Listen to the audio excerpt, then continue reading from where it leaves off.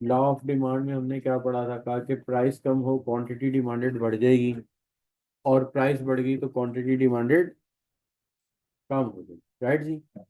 आखिर में बात ये हुई कि जी ये नेगेटिवली स्लोप क्यों है, तो हमने कहा एक वजह तो इसकी ये है कि जब प्राइस कम होती है तो लोगों के पास कुव्वत खरीद बढ़ जाती है, या उनकी रियल इनकम में इजाफा होता है, यानी वो उतने ही पैसों में ज्यादा खरीद सकते हैं, तो क्यों ना ज्यादा खरीद, तो ज्यादा खरीदेंगे। और दूसरी वजह ये बनती है कि जब एक प्रोडक्ट सस्ता होता है तो कंपैरेटिवली एक कंज्यूमर सोचता है कि यार मैं जो पहले चीज यूज कर रहा हूँ उससे ये बेहतर है, तो वो इसे सब्स्टिट्यूट कर लेता है, यहाँ अल्टरनेट कर लेता है। राइट बच्चों। तो एक वजह ये बन जाती है उसकी।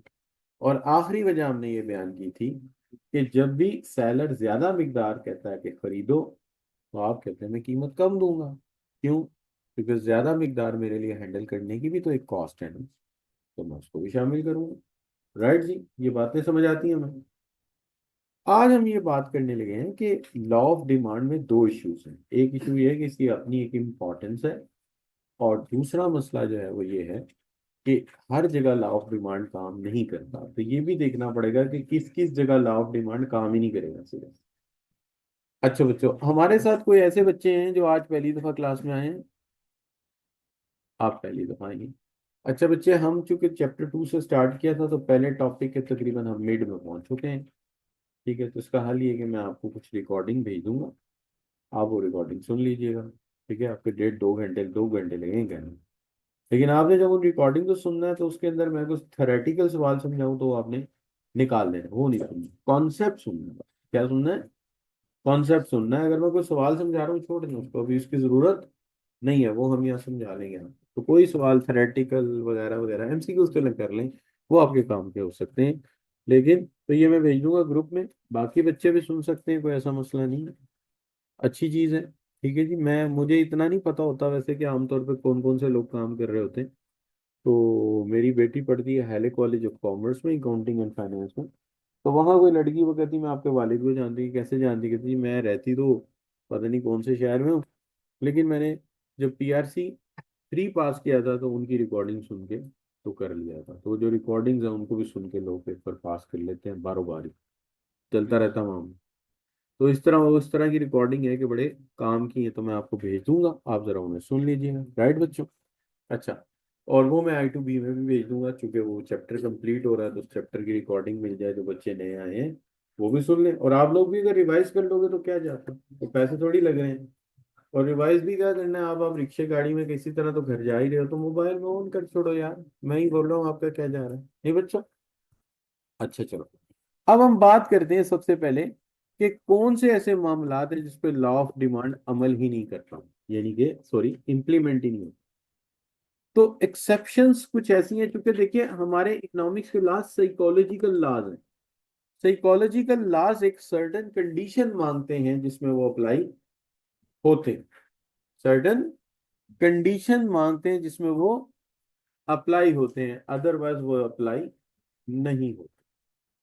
तो नफ्सियाती कवानीन क्या है, खास कंडीशन में अप्लाई होते हैं। जैसे पूरी दुनिया को बर्ड से क्या है, परिंदों से क्या है, परिंदों से भरी हुई है, लेकिन पूरी दुनिया को परिंदों से क्या लगा हुआ है?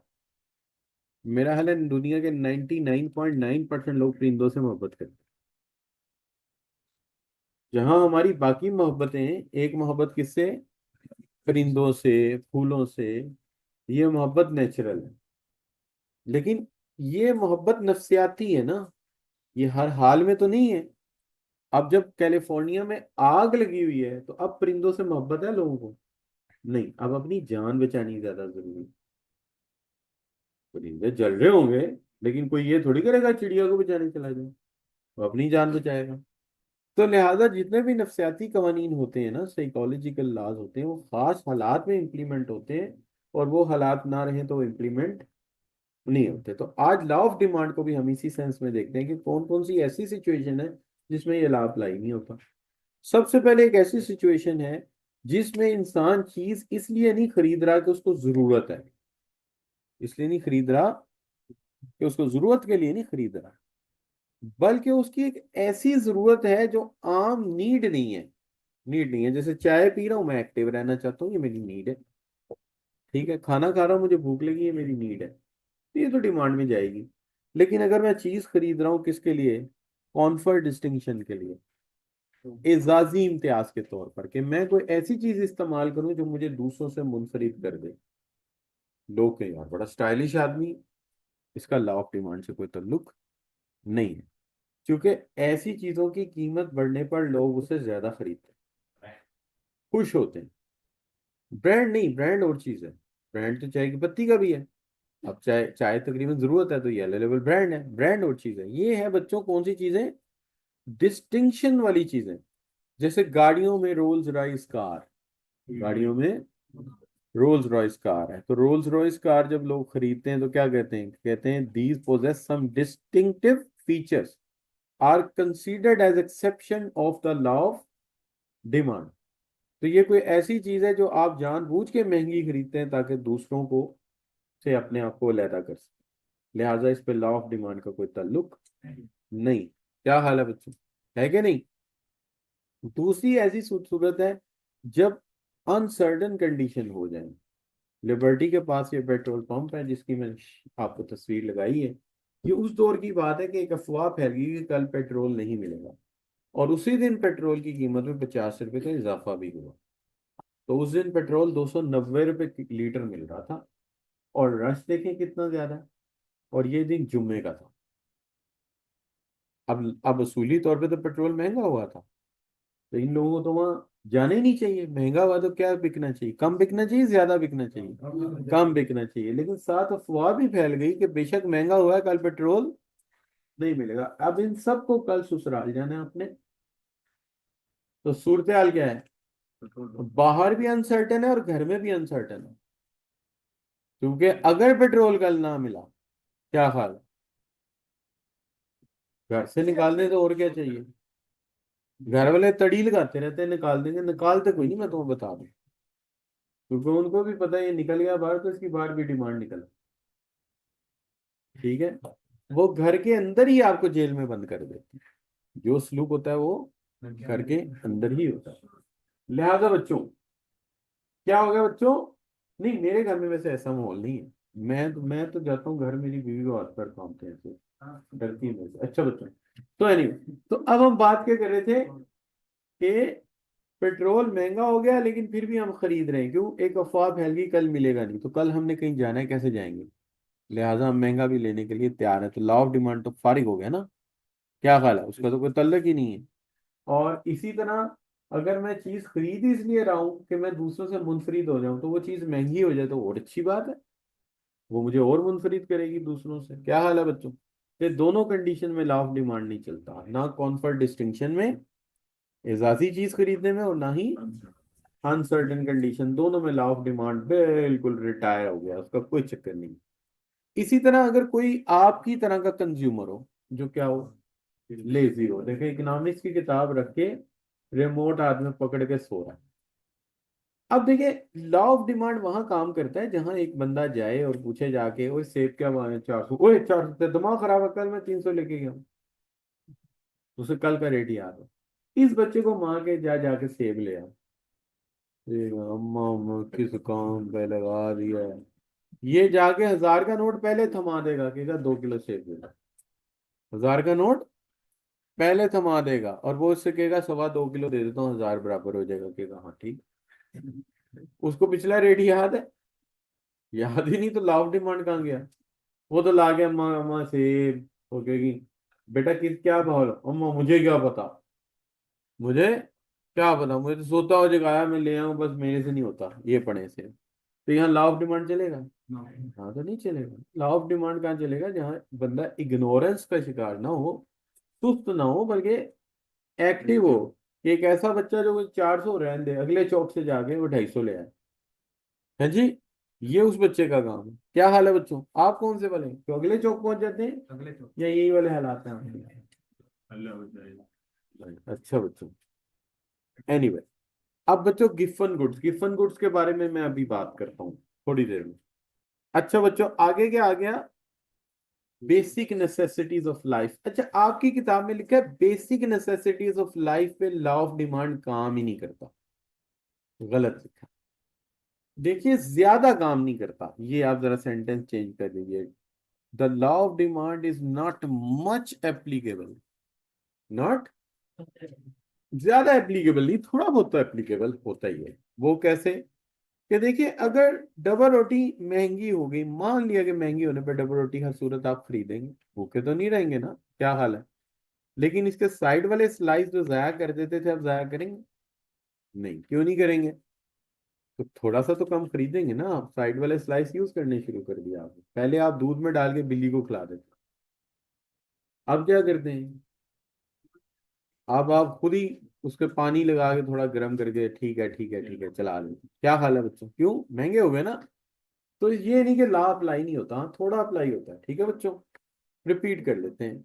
वो चीजें जैसे कि यू डिस्टिंक्शन, कॉन्फर्ट डिस्टिंक्शन की हैं, रोल रॉयस की गाड़ी, रोलेक्स की घड़ी, ये महंगी भी हो जाए तो ये और बिकती हैं। क्यों? इनके खरीदार इन्हें इसलिए खरीदते हैं ताकि दूसरों से मुनफरिद हो सके। है ना बच्चों?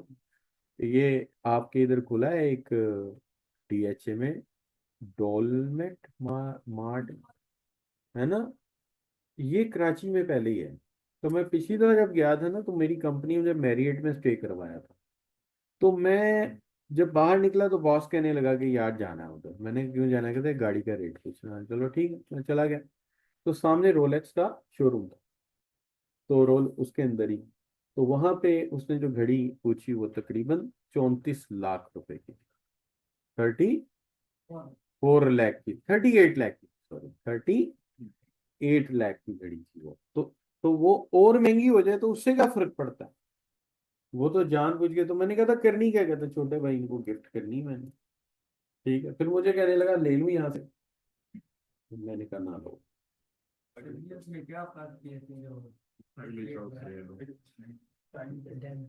अच्छा नहीं, मैंने मना इसलिए कर दिया था कि वो 38 लाख की कह रहा था, कहता आपको सस्ती दे दूंगा। रोलेक्स की घड़ी को सस्ती नहीं करता अगर वो जेन्युइन है। तो फिर वो कहने लगा नहीं, कंप्यूटर पे नंबर मारेंगे तो सीरियल नंबर आ जाएगा, कंफर्म हो जाएगा। मैंने कहा ना यार, मेरा ही नाम आएगा, तू रह नहीं दे, तू जाके अमेरिका से ले ले, यहाँ ठीक नहीं। वो घड़ी जो है इस तरह की होती है कि आप यूं समझो कि उसमें सेल कभी नहीं डालना। ठीक है ना? अब ये मेरी घड़ी है तो ये तो सैमसंग की है ना, तो ये तो गरीबों वाला काम है।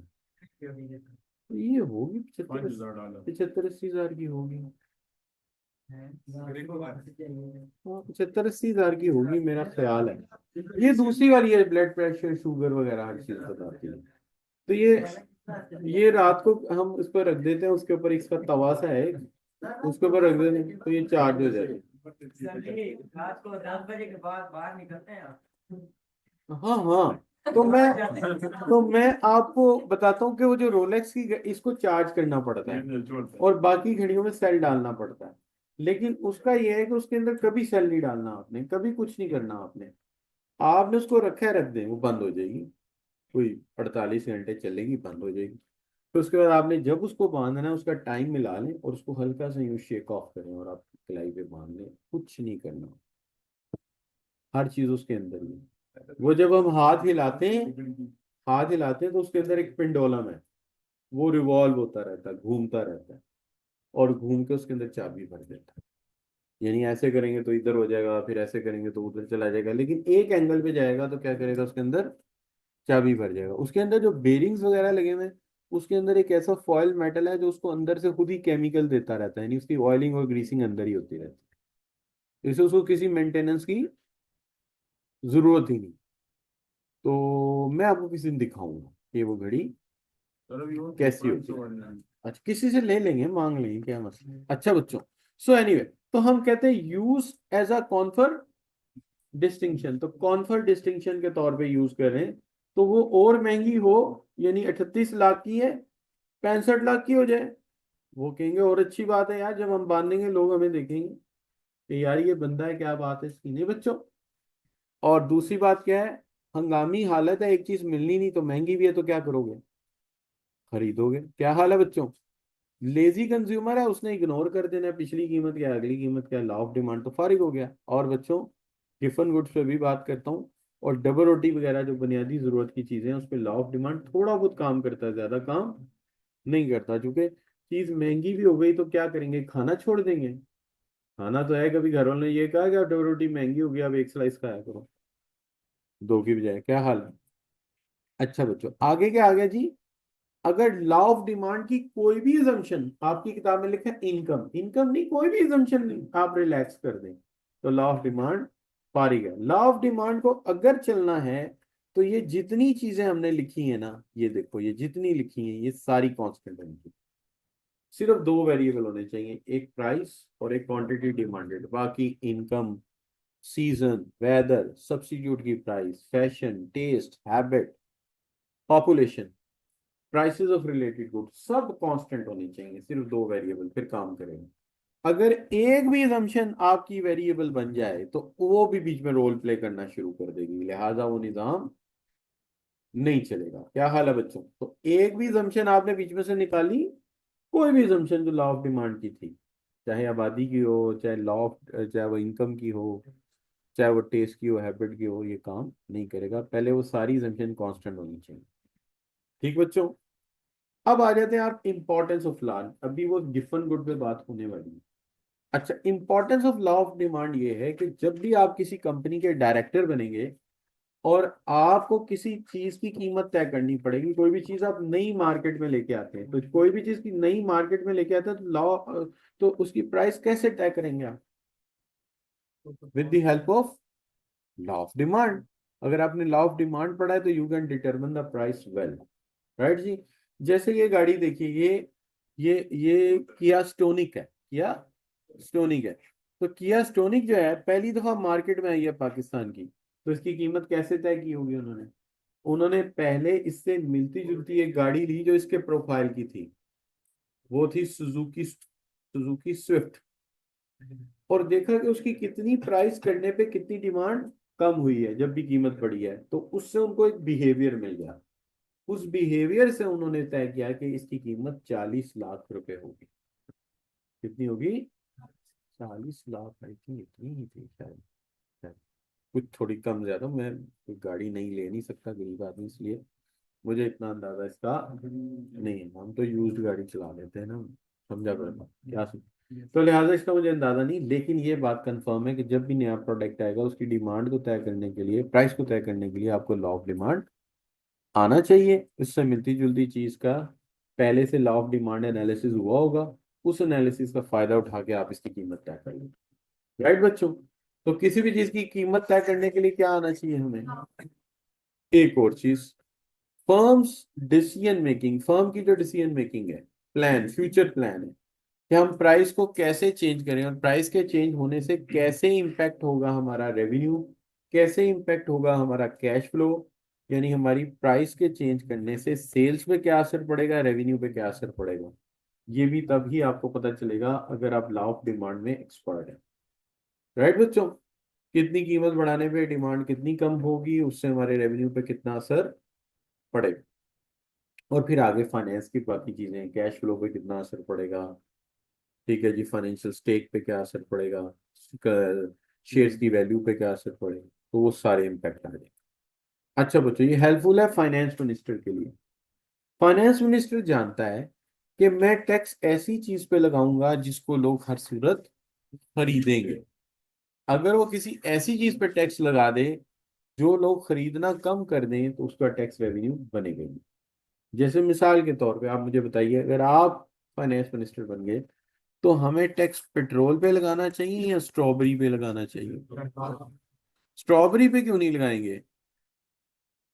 कि स्ट्रॉबेरी पे टैक्स लगाया तो लोग स्ट्रॉबेरी नहीं लेंगे, क्योंकि वो नेसेसिटी ऑफ लाइफ है नहीं, उसके बगैर काम चल जाएगा, तो हमारा टैक्स रेवेन्यू कम हो जाएगा। लेकिन पेट्रोल पे टैक्स लगाएंगे तो, बिजली पे टैक्स लगाएंगे तो वो तो हर सूरत लेनी पड़ेगी, उसके बगैर गुजारा नहीं होगा। लिहाजा सबसे ज्यादा टैक्स किस पे लगता है, और वहां से इकट्ठा भी हो जाता है। क्या हाल है बच्चों? ऐसी चीज जिसकी जरूरत नहीं उस पर टैक्स लगाएंगे तो फायदा नहीं। ये भी लॉ ऑफ डिमांड ने उन्हें बताया ना कि किस चीज की डिमांड ज्यादा है और टाली नहीं जा सकती। लिहाजा लॉ ऑफ डिमांड ने क्या क्या सिखाया हमें? पहली बात, कीमत का तय करना हमें लॉ ऑफ डिमांड ने सिखाया। दूसरी बात, कीमत के चेंज होने से जो इम्पैक्ट आते हैं उसका असर भी हमें लॉ ऑफ डिमांड ने सिखाया। और लॉ ऑफ डिमांड ने हमें सिखाया है कि हमें किस चीज पे टैक्स लगाना चाहिए और किस चीज पे टैक्स नहीं लगाना। राइट बच्चों। अच्छा, अब आ रहे गिफन गुड्स। गिफन गुड्स क्या होती है? गिफन गुड्स को आपके कोर्स के अंदर, हालांकि थोड़ा फर्क होता है, लेकिन गिफन गुड्स को आपके कोर्स के अंदर इंफीरियर गुड भी कहा जाता है। क्या कहा जाता है? इंफीरियर गुड्स के दो मामलात, एक रिलेशनशिप है उनका अपनी इनकम के साथ और एक रिलेशनशिप है उनका उनकी प्राइस के साथ। ये दो अलग अलग रिलेशनशिप है। इनकम वाला हमने पिछले चैप्टर में पढ़ा था, लेकिन जिन बच्चों ने पिछले चैप्टर में नहीं पढ़ा उनके साथ अभी हम बात कर लेते हैं। अभी हम बात कर लेते हैं। देखिए बात ये, फर्ज करें कि एक आदमी गरीब है और वो घर का काम चला रहा है, यानी गुजारा गुजर उपात कर रहा है। क्या कर रहा है? गुजर उपात कर रहा है। तो हम कहते हैं कि जैसे वो क्या कर रहा है, टोटा चावल खा रहा है। कौन सा चावल खा रहा है? टोटा राइस। ठीक है। वैसे हम इसको इंग्लिश में क्रैश्ड राइस कहते हैं। टुकड़े वाला चावल खा रहा है, गुजारा कर रहा है। लेकिन आप बताइए, अगर उसकी इनकम जो है 500,000 से 700,000 पे चली जाए, बढ़ जाए, यानी वो अमीर हो जाए, या यूं कह लीजिए कि उसकी आमदनी जो है वो 30,000 रुपये से 70,000 पे चली जाए, तो क्या वो टोटा चावल खाएगा? नहीं खाएगा, क्योंकि ये इंफीरियर गुड है, ये इंफीरियर गुड है, ये गिफन गुड है। तो वो इसको क्या करेगा बच्चों? छोड़ देगा, कहेगा यार अब मेरे पास पैसे ज्यादा आ गया, मुझे ये इस्तेमाल करने की जरूरत नहीं है, मैं इसकी निस्बत नॉर्मल चीज इस्तेमाल कर लेता हूँ। क्या हाल है बच्चों? अब उसके घर में टोटा चावल आएंगे, लेकिन शायद खीर वीर पकाने के लिए बाकी काम, मतलब शायद चिड़ियों को भी थोड़ा डाल देते हैं लोग। क्या हाल है? मैं सही कह रहा हूँ जी? बात समझ आती है? रिपीट कर लेते हैं। अगर कोई बंदा इंफीरियर या गिफन गुड से जिंदगी गुजार रहा है, जैसे टोटा चावल खा रहा है, ठीक है जी, या क्रैश्ड राइस ले रहा है, या बाजरे की रोटी खा रहा है, गुजारा कर रहा है, लेकिन जब उसकी आमदनी बढ़ेगी क्या करेगा? वो उसका इस्तेमाल छोड़ देंगे। राइट बच्चों? सही होगी बात? या सर्विसेज के अंदर वो बस पे गुजारा कर रहा था, बस पे आता जाता था, अब उसके पास इनकम ज्यादा आ गई है, तो क्या करेगा? अपनी बाइक ले लेगा या अपनी कन्वेंस ले लेगा, लेकिन बस पे आना जाना छोड़ देगा। इसका मतलब है, एक बात क्लियर हो गई कि जब भी इनकम बढ़ेगी इंफीरियर गुड की डिमांड कम हो जाएगी। मैं लिख सकता हूँ, अगर इनकम बढ़ेगी तो इंफीरियर गुड्स की डिमांड क्या होगी बच्चों? कम हो जाएगी, या गिफन गुड्स की डिमांड कम हो जाएगी। ठीक है। क्या हाल है बच्चों? जी बेटे, आप कुछ कहना चाह रहे थे? अच्छा, राइट हो गई बात? पक्की बात है जी? सब बच्चों को समझ आ गई बात? लेकिन हमारा राइटर कहता है कि इनकम से भी ताल्लुक है, लेकिन इस केस में जो डायग्राम बनी है, एक्सेप्शनली अगर देखा जाए तो प्राइस वाले एक्सेस पे एक्सेप्शनली प्राइस नहीं लिखी गई। क्या लिखी गई है? इनकम लिखी गई है। जबकि लॉ ऑफ डिमांड में ऐसा नहीं होता। लॉ ऑफ डिमांड का सख्ती से कहता है कि प्राइम डिटर्मिनेंट क्या है? प्राइस। तो वो हमेशा यहाँ क्या लिखता है? प्राइस। हमेशा क्या लिखता है? प्राइस। राइट बच्चों? अच्छा, तो प्राइस के एंगल से जब डायग्राम बनाया तो वो बिल्कुल मुख्तलिफ बनता है। वो कैसे? अब पहले मैंने किसका असर बताया? इनकम का। तो आपको समझ आ गया? अगर मैं टिक लगा दूं तो जी इनकम वाला मामला हल हो गया, अब इसको मैं छोड़ दूं। अब मैं प्राइस पे आ जाता हूँ। अब मैं किस पे आ जाता हूँ? प्राइस पे। तो प्राइस को समझने के लिए हम एक मिसाल ले लेते हैं। फर्ज करेंगे आप स्टूडेंट हैं और आपको घर वाले जो है रोजाना 100 रुपया देते हैं। कितने दिन कॉलेज आना है आपने? 5 दिन आपने कॉलेज आना है। 100 रुपया रोज मिलता है, 100 आने का, 100 जाने का। और आप किस पे आते हैं? बस पे आते हैं। एक मिसाल ले लेते हैं। इसका मतलब है 200 रुपया पर डे आपका खर्चा आ रहा है, और 5 दिन के खर्चे के लिए आपको 1,000 रुपया दिया गया घर से। ठीक है। और आप आते हैं Monday, Tuesday, Wednesday, Thursday and then Friday. Right जी? अब होता ये है कि हुकूमत जो है वो क्या करती है, वो ये करती है कि स्टूडेंट्स के लिए 50% ऑफ कर देती है किराया। यानी एक साइड का किराया 100 रुपया था, अब 50 हो गया, तो अब आपके 100 की बजाय 200 की बजाय क्या लगेंगे, 100 लगेंगे, राइट जी। लेकिन घर से तो 1000 ही मिल रहा है। अब अगर आप फर्ज करें मंडे, ट्यूसडे, वेनसडे, थर्सडे तक आए तो आपका खर्चा आया कितना, 200 आया, या 400, 400 आ गया, यानी 100 एक साइड का 400 आ गया ना। ठीक है जी, एक दिन का 400 आ गया। अब पहले तो आपका चौथे दिन तक आपकी जेब में 200 रुपया होता, ऐसे होता था ना। Yes sir. पहली रूटीन में आप चौथे दिन कितने पैसे होते थे, लेकिन इस रूटीन के मुताबिक आपकी जेब में कितने पैसे पड़ेंगे, 600 रुपये आपकी पॉकेट में इस वक्त मौजूद। अब बताइए आप 5वें दिन बस पे ही आएंगे, क्योंकि ये जो पैसा आपके पास है ये आपको कहेगा कि नहीं तेरे पास पैसे अच्छे हैं, तो तुझे क्या करना चाहिए, तो ऐसा करके तू तू कार पे चला जा या ड्राइव पे चला जा। ठीक है जी। तो इसका मतलब ये हुआ कि बस सस्ती होने पर 5 दिन की बजाय 4 दिन यूज हुई है। सस्ती होने पर क्या हुआ बच्चों, 4 दिन यूज हुई है। इसी तरह चावलों की भी मिसाल दी जा सकती है कि आप क्रैश राइस खा रहे थे जिसके लिए आप हफ्ते का 100 रुपये, 1000 रुपये आपने एलोकेट किया था, लेकिन उसकी कीमत आधी हो गई तो आपने 3-4 दिन खाए, तो जो आखिरी 1 या 2 दिन बचे आपकी जेब में अच्छे खासे पैसे हैं, तो क्या आप फिर टोटा चावल ही खाएंगे, नहीं। अब आप कहेंगे पैसे काफी हो गए, अब हमें बासमती चावल ले लेने चाहिए। इससे उसने आहस ये किया है कि जब भी इंफीरियर गुड की प्राइस कम होगी उसका इस्तेमाल भी कम हो जाएगा, क्योंकि उसके पैसे किसी और चीज पर लगा दिए जाएंगे। और जब भी उसकी कीमत बढ़ेगी उसका इस्तेमाल बढ़ जाएगा, क्योंकि पैसे बचेंगे ही नहीं कि किसी अच्छी चीज पे लगाए जा सके। राइट जी। रिपीट करते हैं कि इंफीरियर गुड के मामले में या गिफन गुड के मामले में जब सस्ती होगी तो कम बिकेगी, और महंगी होगी तो, जबकि नॉर्मल गुड के मामले में क्या था, सस्ती होने पर ज्यादा बिकती थी और महंगी होने पर नॉर्मल गुड। और गिफन गुड का क्या हो रहा है, डिमांड कम हो रही है और प्राइस बढ़ने पर डिमांड बढ़ रही है। तो जब तो इसका फिर डिमांड कर किस तरह की स्लोप का बना, पॉजिटिव। कीमत बढ़ती है तो ज्यादा बिकती है, कीमत बढ़ने पर ज्यादा क्यों बिकती है, क्योंकि पैसे बचेंगे ही नहीं कि किसी और चीज पर खर्च करो, वही मजबूरन वही खरीदनी पड़ेगी।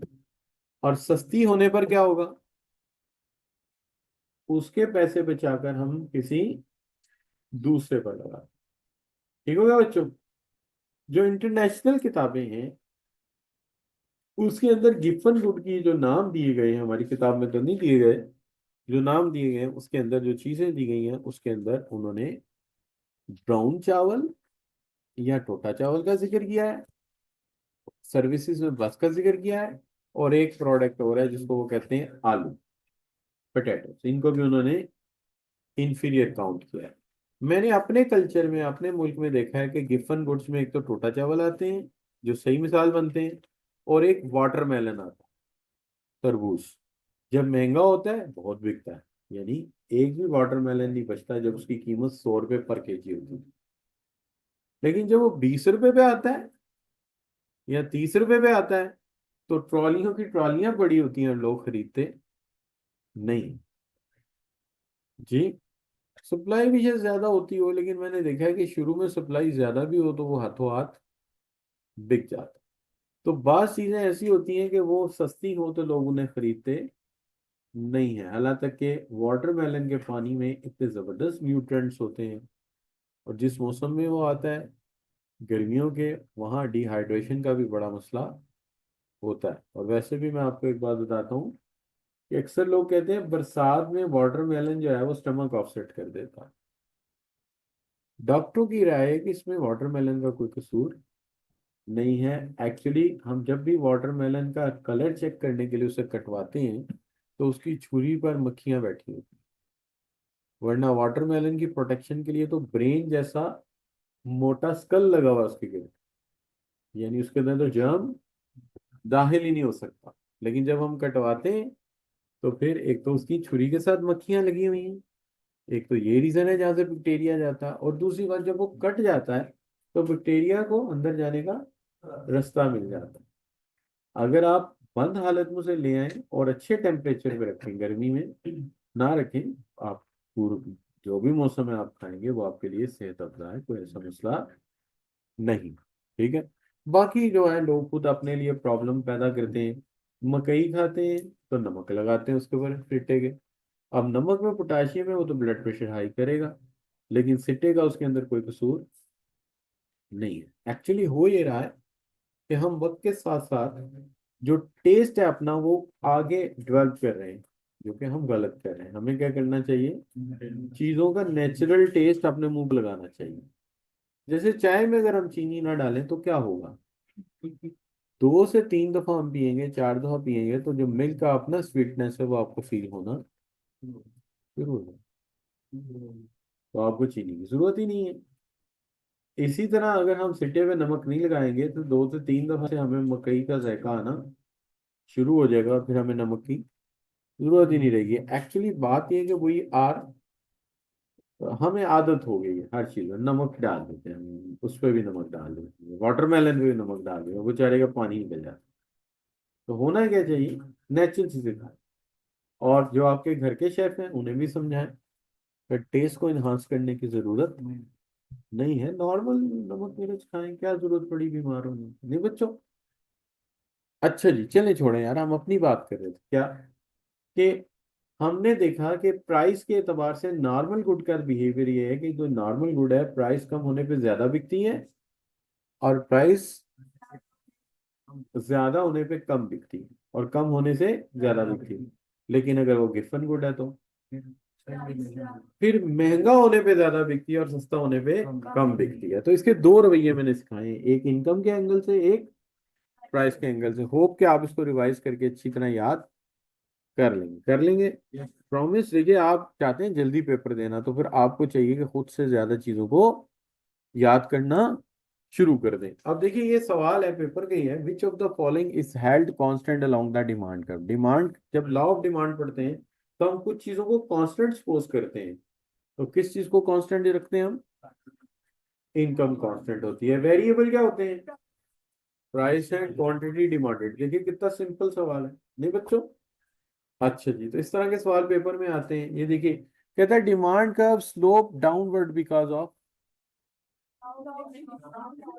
जी, इनकम फैक्ट भी दे सकता था, सब्स्टिट्यूशन भी दे सकता था, लेकिन उसने तीसरे वाला दिया, law of diminishing marginal utility, और ये काफी दफा आया है पेपर में।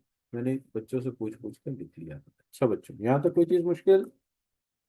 अब ये बच्चों क्या हो गया, लॉ ऑफ डिमांड वाला मामला आपका मुकम्मल हो गया जी। अब बच्चों देखिए टाइम क्या हुआ हमारे पास, 12:10 हो गए, तो इकोनॉमिक्स का टाइम ओवर हो गया। 12:30 तक इकोनॉमिक्स का टाइम, पक्की बात है, चलो कर लेते हैं। अच्छा बच्चों, तो अब हम जो बात करने जा रहे हैं बड़ी अहम बात है, लॉ ऑफ डिमांड रिवाइज होने जा रहा है। ठीक है जी, एक दफा रिवाइज होने जा रहा है, आपने बड़े ध्यान से देखना है मैं इसको कैसे रिवाइज करा रहा हूँ। असल में इस टॉपिक का नाम है change in quantity demanded versus change in demand. Change in quantity demanded versus change in demand. ठीक है। इसका पेज नंबर मैं आपको अभी बता दूंगा बच्चों, ठीक है, थोड़ी देर में बता देता हूँ। सही है जी। Let me explain it first and then I will let you know about the page number. अभी आप जरा इसको पढ़ लें, सीख लें अच्छी तरह। आपका ये रहा। अच्छा, तो बच्चों बात ये है, टॉपिक का नाम क्या है, change in quantity demanded versus change in demand. सबसे पहला काम आज पता है क्या हम क्या करेंगे, आज सबसे पहला काम हम ये करने लगे हैं कि वो जो हमने पढ़े थे ना डिटर्मिनेंट और प्राइम डिटर्मिनेंट, सारे इकट्ठे लिख दिए। कैसे, मैं अभी बताता हूँ आपको। मैंने लिखा demand is a function of, function of का मतलब है ये सारी चीजें उसको तब्दील करती हैं। ये कौन कौन सी चीजें, टी। टी का मतलब क्या है बच्चों, प्राइस ऑफ कमोडिटी। एक दफा लिख लेते हैं फिर सिंबल यूज कर लेंगे ना। अच्छा, वाई से मुराद क्या बच्चों, income of consumer.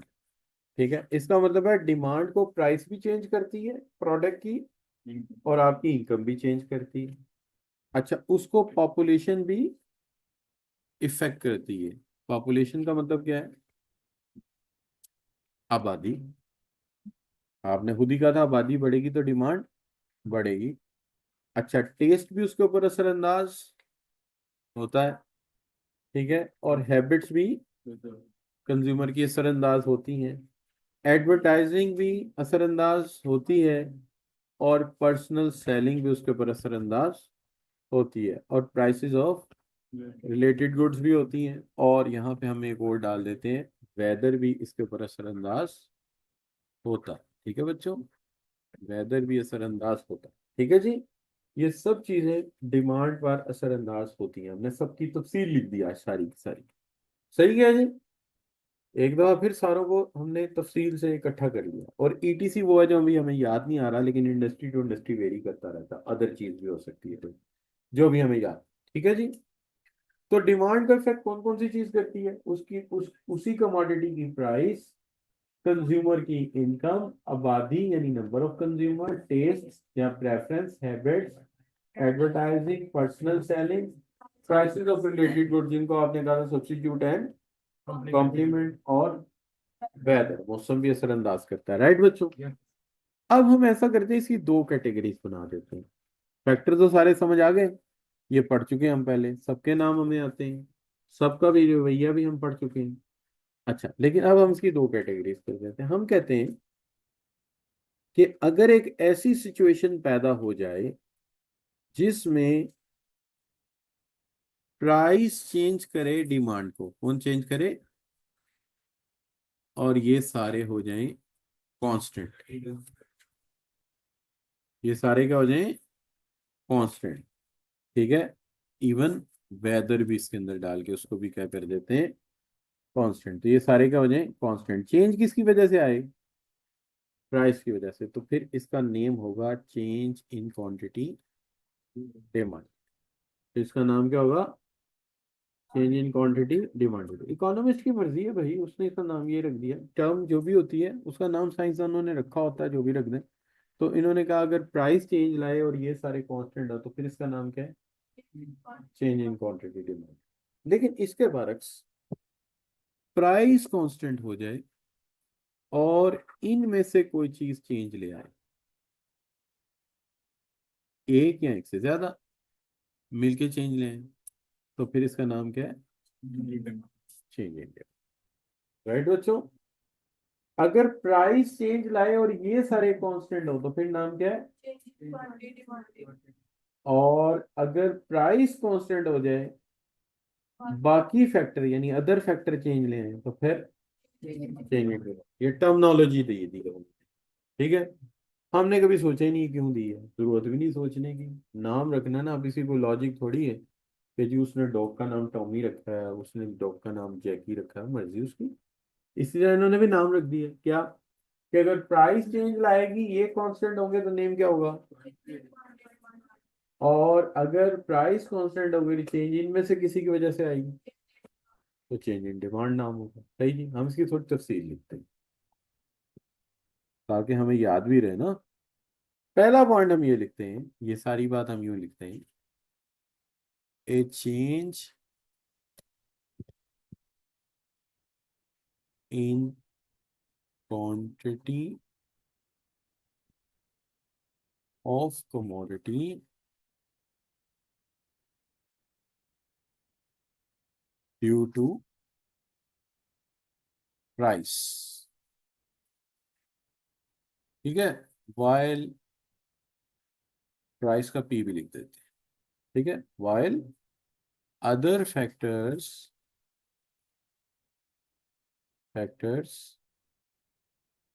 are held constant, other factors are held constant। ठीक है जी, बाकी सारे फैक्टर क्या हो जाए, कांस्टेंट हो जाए। तो हमने जानबूझ के यहाँ फैक्टर्स के पूरे नाम नहीं लिखे, लिखा है Y, TOP, population, taste, habits, weather, advertising, ठीक है जी, पर्सनल सेलिंग, ठीक है जी, and prices of related goods and others. और इनके ऊपर एक एक बार भी लगाया है, क्यों भला? ये सारे कांस्टेंट हैं और चेंज किसकी वजह से आई है? प्राइस की वजह से। तो फिर इसका नाम चेंज इन क्वांटिटी डिमांडेड है। तो हमने बड़ा क्लियर करके लिख दिया, a change in quantity of commodity due to price while other factors are held. बगाड़ा लिख के उनको बार लगा के याद करा दिया है कि ये कांस्टेंट है और चेंज, तो इसका नाम क्या है? ये बात होगी। अब दूसरी चीज भी कर देते हैं इसके अंदर कि इस चेंज को शो कैसे करना है। तो कहता है this change, this change is shown by the movement from one point to another along the same demand का। क्या मतलब? ये चेंज शो की जाएगी एक ही डिमांड करके एक पॉइंट से दूसरे पॉइंट पर जाने से। तो इसको हम कहेंगे मूवमेंट along, मूवमेंट along, ठीक है जी, मूवमेंट along the demand।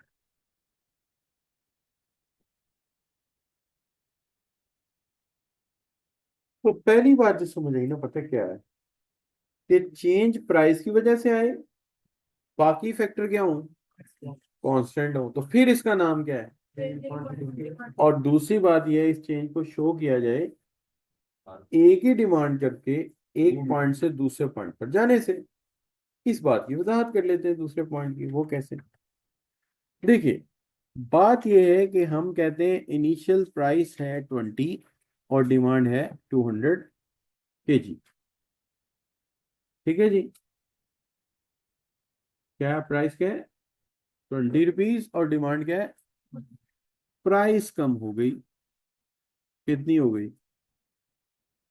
10 हो गई, 20 से 10 हो गई। तो डिमांड भी बढ़ गई। कैसे बढ़ गई?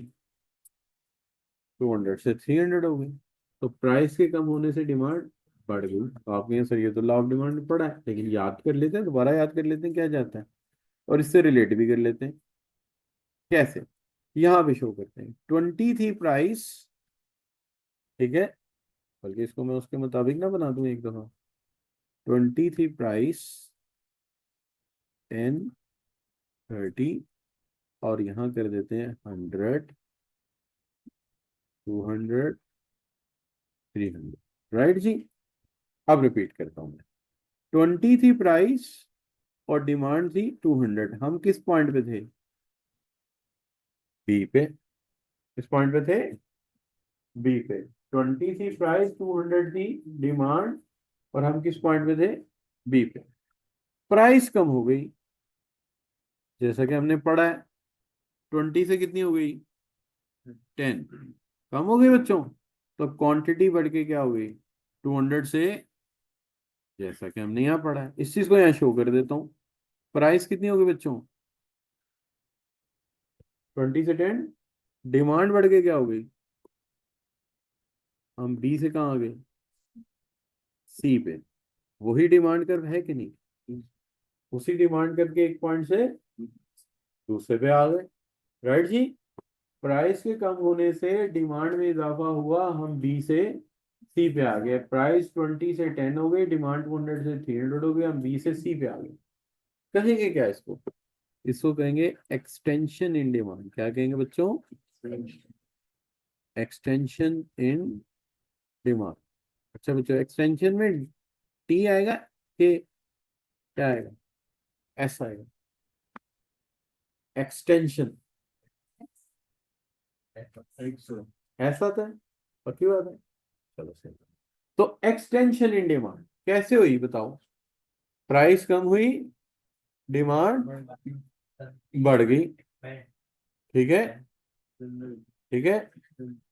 अच्छा चलो, जो भी है सही कर लेंगे, ग्रामर देख लेंगे बाद में, बल्कि चेक कर लेंगे ग्रामरली से, कोई बात नहीं। तो 20 से क्या हो गई? प्राइस 10 हो गई। डिमांड 200 से 300 हो गई। हम बी से किधर आ गए? सी पे। क्या कहा आपने इसे? Movement along the demand curve. चूंकि उसी डिमांड कर्व के बी पॉइंट और सी पे, चूंकि बी भी उसी डिमांड कर्व पे है और सी भी, बी भी उसी डिमांड कर्व पे है, तो हमने साबित कर दिया कि कीमत के कम होने से डिमांड बढ़ेगी और हम बी से सी पे जाएंगे, उसी के एक पॉइंट से दूसरे पे चले गए। राइट बच्चों? अब दोबारा देखें, अगर प्राइस में इजाफा हो गया, अगर प्राइस में इजाफा हो गया यानी प्राइस बढ़ गई, कितने से कितनी हो गई बच्चों? 20 से 30। तो क्वांटिटी डिमांडेड क्या हो जाएगी? कम हो जाएगी। कितनी हो जाएगी? 200 से 100 पे आ जाएगी। यानी प्राइस के बढ़ने से क्वांटिटी डिमांडेड कम हो जाएगी। ठीक होगा बच्चों? अब वो कैसे? हमने कहा जी प्राइस बढ़ गई, कितनी हो गई? 20 से। डिमांड कम होके कितनी हो गई? और हम इसके बी पॉइंट से किधर आ गए? ए पॉइंट पे। उसी के एक पॉइंट से दूसरे पे चले गए ना, तो इसको क्या कहेंगे? Contraction in demand. इसलिए आपने देखा होगा कल जब मैंने लॉ ऑफ डिमांड पढ़ाया ना, मैंने इंक्रीज डिक्रीज का वर्ड यूज किया। मैंने कहा ये टेक्निकल वर्ड यूज ही ना करो, ये आगे जाके क्लियर करूंगा कि कौन सा वर्ड के मीनिंग कहाँ कहाँ कौन सा वर्ड यूज हो सकता है। तो ये यहाँ आगे तकरीबन आपको क्लियर हो जाएगा। ठीक है ना बच्चों? तो हमने इसे क्या कह दिया? This is extension in demand. और दूसरे को क्या कह दिया? Contraction in demand. तो हमने कहा बाकी सारे फैक्टर क्या रहे? सेम रहे। प्राइस के कम होने से अगर डिमांड बढ़ी तो उसका नाम होगा एक्सटेंशन इन डिमांड, और उसी डिमांड करके एक पॉइंट से दूसरे पे जाएंगे। प्राइस कम होगी, डिमांड बढ़ेगी बी से सी पे। और अगर बाकी फैक्टर कांस्टेंट है, सेम है, चेंज ही हुआ है, लेकिन प्राइस बढ़ गई, 20 से 30 हो गई, डिमांड 200 से 100, हम बी से कहाँ गए? क्या कहेंगे? कॉन्ट्रैक्शन। और उसी डिमांड करके बी से सी या बी से ए पे हम आए, ये हमने शो किया। तो हमारी बात ठीक हो गई। देखो, this change is shown by the movement from one point two another along the same demand curve. सच्ची बात। बी भी उस पे है, सी भी उस पे है, बी भी उस पे है, ए भी उस पे है। ठीक है, दोनों चेंजेस उसी पर शो की गई हैं। और ये कौन सी चेंज है? जब चेंज प्राइस ला रही है और बाकी सारे फैक्टर कांस्टेंट है। नाम क्या है इसका? राइट होगी बात, पक्की बात है जी। चलिए दूसरी तरफ चलते हैं। Change in demand. Change in demand कब आएगी? जब प्राइस कांस्टेंट होगी और दूसरे फैक्टर या फैक्टर्स चेंज लाएं। तो हम इसको भी लिख लेते हैं, बजाय इसके कि इसको हम जुबानी जुबानी करें, इसको भी लिख लेते हैं। Number one, a change in demand is is not, देखिए इतना बड़ा नॉट लिखा, is not due to price. ये प्राइस की वजह से नहीं है, it is due to other factors. Factors cost of yes लगाऊंगा, एक भी हो सकता है, एक से ज्यादा भी हो सकते हैं, लिहाजा Y P O P T H W नहीं कर देते हैं। ठीक है, एडवर्टाइजिंग, ठीक है, पर्सनल सेलिंग, और बच्चों prices of related goods and others. अब आप गौर करेंगे ना, अगर तो इस पर्टिकुलर सेंटेंस के अंदर ना हमने बार किस पे प्लेस किया है? अब दूसरों पे बार नहीं है, क्यों? क्योंकि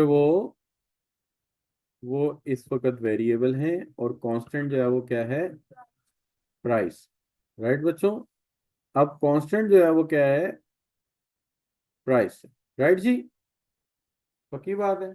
और पिछली बहस में ये कांस्टेंट है, प्राइस वेरिएबल थी।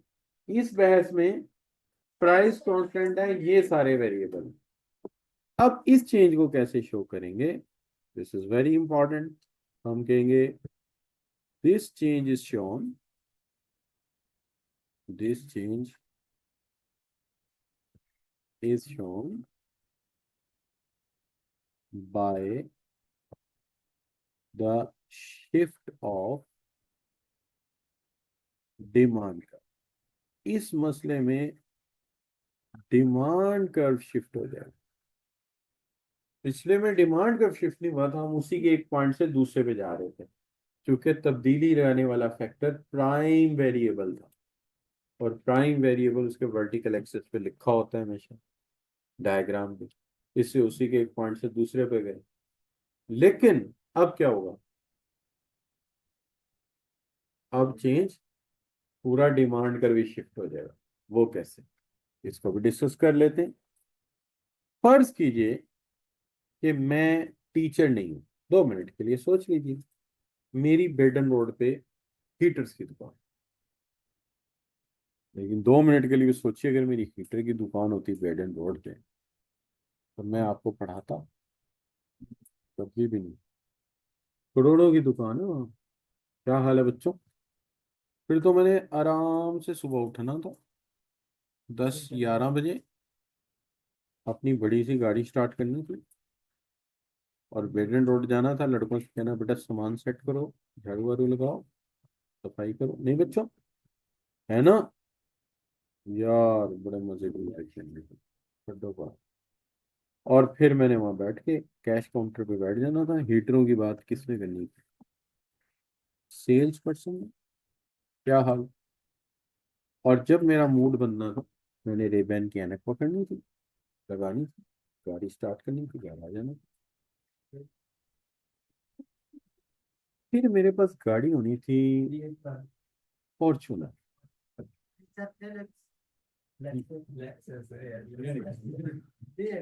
लेक्सस, मेरा ख्याल है that's not money to value. Lexus होती अगर मेरी कोई जॉइंट स्टॉक कंपनी होती, फिर हो सकता है। अभी चांसेस नहीं, बहुत मुश्किल है। ठीक है ना? अभी वैसे मैंने कराची जाना है, थोड़े से पैसे बच जाएंगे।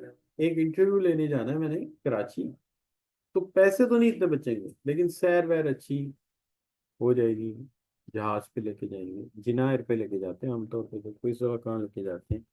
एक अच्छे होटल में स्टेज ला देंगे, 2-3 दिन का अच्छा खाना खा लेंगे गरीब, और क्या है। तो यार approximately that cost 1.5 hour. Flying वैसे ज्यादा 50 मिनट की है, बाकी लैंडिंग और टेक ऑफ का टाइम। मतलब ये समझ लो कि असल बात तो ये है कि वो जो चाय वाय देते हैं वो पीते पीते ही सफर खत्म हो जाता है। लेकिन मजे का सफर। अच्छा बच्चा, अब मैं ट्रेन पे भी गया हूँ ना, तो बड़ा फर्क है यार। ट्रेन पे बहुत टाइम लगता है। ट्रेन पे बहुत टाइम लगता है। इस पे जो है ना, ये मतलब कि वैसे वैसे मैंने बाय एयर भी बहुत ट्रैवलिंग की है। बाय एयर ट्रैवलिंग ज्यादा मैंने की है जब मैं काम करता था ना मोर्गन केमिकल्स। उनके बहुत काम निकलते थे कराची के। और खूबी की बात यह है कि सारे सीनियर मैनेजर न्यूली मैरिड थे। मैं उस वक्त बैचलर था, और हर वीकेंड कराची जाना होता था, तो वो जाने से अवॉइड करते थे और मेरा नाम आगे दे दिया जाता था। मैं वह, और सारी बात है, एक तो वहाँ रास्ते में खाना अच्छा मिलता था, और दूसरा सैर मुफ्त की, और सुबह निहरी का नाश्ता। अच्छा बच्चों, एनीवे यहाँ तक बात हो गई बच्चों। अब जरा वापस आ जाओ अपने पॉइंट पे। सैरे सुरे बहुत हो गई। अब मसला ये है कि मेरी हीटर्स की दुकान है कहाँ पे? बेडन रोड पे। मुझे साबित करना है कि अगर प्राइस चेंज ना हो तो डिमांड कर्व को शिफ्ट करना पड़ेगा। क्यों? फर्ज करें कि हम हीटर बेच रहे हैं दैट्स ऑफ 15,000, 15,000 का हीटर, राइट जी।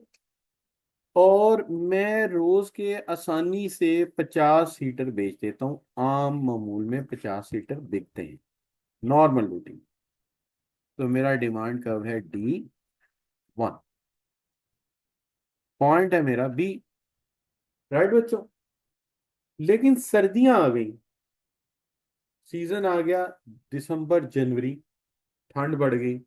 अब बताओ, मैं हीटर के, अपने हीटर के ऊपर ना, यानी कि प्राइस के ऊपर जानबूझ के एक बार भी लगा रहा हूँ, क्यों बोला? मैंने प्राइस चेंज नहीं की, जो मैंने वादा किया था पूरा करूंगा। ये देखो, मैंने कहा था प्राइस चेंज नहीं होगी, तो मैंने प्राइस चेंज नहीं की। लेकिन सर्दियां आने से हीटर क्या हो गए बच्चों, ज्यादा बिकने शुरू हो गए। बताइए, इसमें मेरी प्राइस का कसूर है? तो आप कहेंगे नहीं नहीं सर, प्राइस का इसके अंदर कोई रोल नहीं है। एक्चुअली 25 सीटर ज्यादा बिकने शुरू हो गए, 75। अब बताइए पॉइंट कहाँ आ गया? सी पे। अब मैं डिमांड कर इस तरह तो नहीं बना सकता ना। क्या हाल है सर, पिछड़ा डिमांड कौन पसंद करे? तो भी नहीं। अब डिमांड कर वो क्या करना पड़ेगा, पॉइंट ही आगे चला गया, क्योंकि इधर वाला वेरिएबल तो कसम खा चुका है मैंने चेंज नहीं होगा। और जब इधर वाला चेंज होगा, कौन सा, एक्स एक्सिस वाला, तो पॉइंट आगे चला जाएगा ना। यहाँ तो इधर वाला भी चेंज होता तो फिर शायद हम उसी डिमांड पे कोई नुकता ढूंढ लेते, पॉइंट ढूंढ लेते, लेकिन इधर वाला चेंज ही नहीं हो रहा, सिर्फ एक चेंज हो रहा है, तो वो आगे चला गया, तो वो पॉइंट भी आगे चला गया। अब डिमांड कर्व को किधर ले जाना पड़ेगा, आगे करना है, ठीक है बच्चों। और इसको क्या कहेंगे, इसको कहेंगे राइज इन डिमांड, ठीक है। लेकिन राइज का वर्ड ज्यादा इस्तेमाल नहीं करेंगे, क्योंकि हमारे कंपेटिटर का नाम भी है। अच्छा बच्चों, सो इसलिए हम इसको क्या कहेंगे, राइज इन डिमांड। तो हम बी से किधर ले जाएंगे, सी की तरफ। तो मुश्किल बात तो नहीं करती बच्चों, क्या हाल? और हमने यही कहा था ना, यही कहा था ना, देखिए, कि ए change, this change is shown by shift of demand curve, तो हमने शिफ्ट करके दिखा दिया, ठीक है। अब जरा गौर कीजिए कि थोड़े अरसे बाद अप्रैल आ गया, मई आ गया, जून आ गया, मई आ गया, जून आ गया। अब क्या होगा बच्चों? अब जो 50 सीटर बिक रहे थे, वो कितने हो गए, 25 रह गए। ये भी वो लोग हैं जिन्होंने ठेकेदार के साथ फिक्सचर का मुआयदा किया हुआ है कि हर चीज फिक्स करके देके जाओगे। उन्हें तो खरीदने पड़ेंगे ना, नहीं तो सर्दियां आने पे फिर खुद मर कर बुलाना पड़ेगा। क्या हाल है बच्चों? उनका मुआयदा हुआ है कि फिक्सचर में हमें हीटर लगा के देना है, तो वो हीटर खरीदने आएंगे गर्मियों में भी। तो कितने बिक गए, 25। अब क्या होगा बच्चों, डिमांड कर्व कहाँ चला गया जी, D0, और इधर किधर चले गए, ठीक है। इसको हम क्या कहेंगे, फॉल इन डिमांड। तो फॉल के लिए आपका डिमांड कर्व किधर गया, लेफ्ट वर्ड। और लेफ्ट वर्ड को बच्चों अंग्रेजी में इनवर्ड कहते हैं, क्या कहते हैं, इनवर्ड, ठीक है। और राइस के मामले में किधर जाता है, राइट वर्ड। और राइट वर्ड को आम तौर पे अंग्रेजी में कहते हैं आउटवर्ड, ठीक है। लेकिन एक चीज मैंने खुद जरा सीक्वेंशियल रखी हुई, सीक्वेंस में रखी हुई। पहले कर्व का नाम हमेशा मैं वन रखता हूँ, पहला कर्व वन। और अगर वो राइट जाए तो मैं उसका नाम क्या कर देता हूँ, टू। टू मतलब वन के बाद टू आता है ना, आगे जाए तो टू, और पीछे जाए तो जीरो। जीरो को हम नॉट बोलते हैं, D0, ठीक है। तो ये मैंने सीक्वेंस में रखा हुआ कि पहले वाला क्या है, D1, लेकिन दूसरे वाला D2। अगर राइट गया तो D2, अगर लेफ्ट गया तो D0 कह लो या D0, राइट जी। इससे मुझे जरा याद रहता है कि यार पहला ये था, ये राइट वर्ड और वो लेफ्ट वर्ड। लेकिन सारी बातें छोड़ें, मेन बात पे वापस आएं। क्या, कि जब अदर फैक्टर चेंज लाएंगे तो या तो डिमांड का राइट वर्ड जाएगा या लेफ्ट वर्ड जाएगा। अगर उनकी वजह से इजाफा हुआ दूसरे फैक्टर की वजह से, तो राइट वर्ड जाएगा, आउटवर्ड तो क्या होगा, राइज इन डिमांड। और अगर कमी आई मौसम की वजह, जैसे गर्मियां आ गई, तो गर्मियों में किधर चला गया। अब मौसम और प्राइस अलग चीज है, प्राइस चेंज नहीं हुई, गर्मियां आने पे डिमांड कम हो गई, सर्दियां आने पे ज्यादा हो गई, इसलिए हमने इसको किससे रिलेट कर दिया, वेदर से। एक डिटर्मिनेंट आपका रिवाइज भी गिरा दिया हमने, ठीक है। तो एक राइट वर्ड जाएगा, एक लेफ्टवर्ड। लेकिन याद रहे आगे आने वाले कोर्सेज में, आगे आने वाले कोर्सेज में कुछ तफसीलात हुआ करेंगी, एनालिसिस वगैरह में कुछ नहीं हुआ करेंगी। मिसाल के तौर पर जब भी किताब में लिखा हुआ there is extension in demand, आपके जहन में फौरन क्या आना चाहिए? कीमत कम करके हमने डिमांड बढ़ाई है। और अगर राइज इन डिमांड हुआ तो हमने प्राइस चेंज नहीं की, बाकी फैक्टर ने डिमांड को बढ़ा दिया। और अगर हुआ फॉल इन डिमांड तो हमने प्राइस चेंज नहीं की, बाकी फैक्टर जो है उन्होंने हमारी डिमांड को कम कर दिया। बड़ी फिक्र वाली बात कि ऐसे कौन से फैक्टर हैं कि हमने प्राइस भी कम नहीं की और डिमांड फॉल कर दी। लेकिन अगर कॉन्ट्रैक्शन हुई तो फिक्र वाली बात तो है, लेकिन इतनी नहीं। क्यों कॉन्ट्रैक्शन क्यों हुई होगी? हमने प्राइस बढ़ाई है, इससे कंज्यूमर ने थोड़ा रिस्पॉन्स दिया है कि वो कम खरीदा। राइट बच्चों, ये एनालिसिस की किताबों में फिर वहां जाके ये लिखा नहीं होगा, इसलिए आपको खुद से क्या करना पड़ेगा? ख्याल रखना पड़ेगा। राइट बच्चों, नो प्रॉब्लम जी। सक्सेस पे क्वांटिटी डिमांडेड लिखा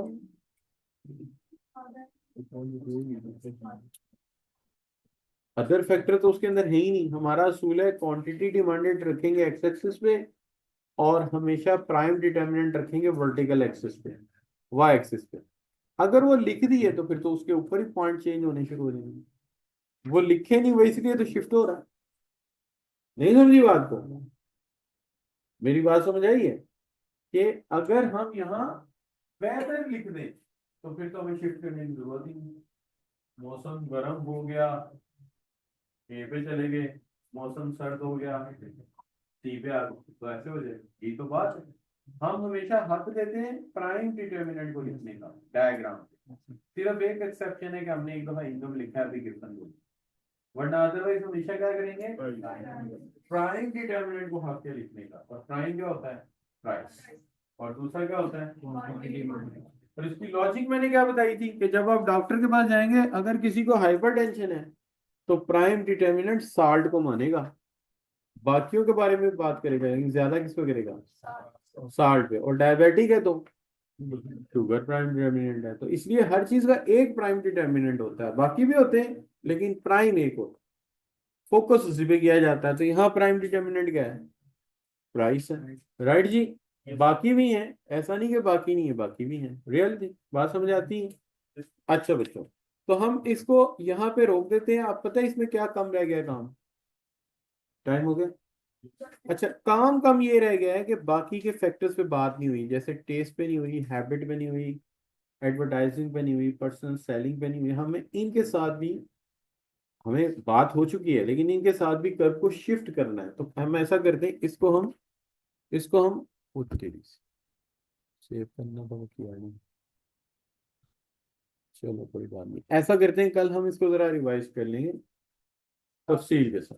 सही बच्चों, कल हम इसको तफसील के साथ यानी दोबारा डिस्कस करके, तो अगले फैक्टर को भी साथ डिस्कस करके वाइंड अप कर देंगे। राइट बच्चों, वैसे तो 2 मिनट का काम तो कर ही देना, चलें कल कर लें। ठीक है बच्चों, डन हो गई जी बात। इसको हम सेव कर लेते हैं। अब बच्चों ऐसा करते हैं जी बच्चे, हाँ पेज पेज मैं आपको बता देता हूँ बेटा। मैं मुझे मुझे याद है कि मैं पेज करता है। आप बिल्कुल सही कह रहे हैं। नहीं नहीं कोई बात नहीं, बच्चा है तो बच्चे को बच्चों की तरह ट्रीट करेंगे ना हम। अच्छा बच्चों, देखिए बच्चों, आपकी किताब में लॉ ऑफ डिमांड का दिया हुआ, जरा पेज बताना। 41 पे। अच्छा चलो जी, 41 पे बच्चों आ गया आपका लॉ ऑफ डिमांड। ये क्या लिखा है? अच्छा चलो कोई बात नहीं, ये ना जरा थोड़ा सा ये देखो बच्चों, ये यहाँ लिखा हुआ है movement along the demand curve and shift. ये देखो बच्चों, ये